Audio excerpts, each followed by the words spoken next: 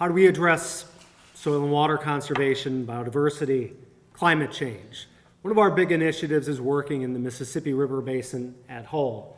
Our land practices throughout the 31 states in the Mississippi have major consequences for our agricultural industry. It feeds America.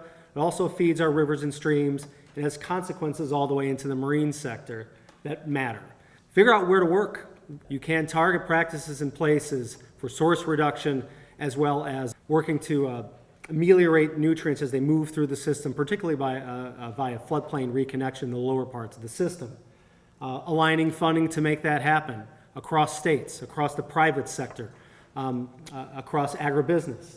And then working with champions, advisors, working into politics so that the Farm Bill reflects where best investments can be made to further these goals. We found in some places that even having strong riparian zone function, good grassy buffers, forested buffers, can have real outcomes for sediment loading, for biological outcomes, higher aquatic invertebrates, lower loadings of phosphorus into the system. So just something to keep in mind as we think, how do we take into account the large Grand River watershed?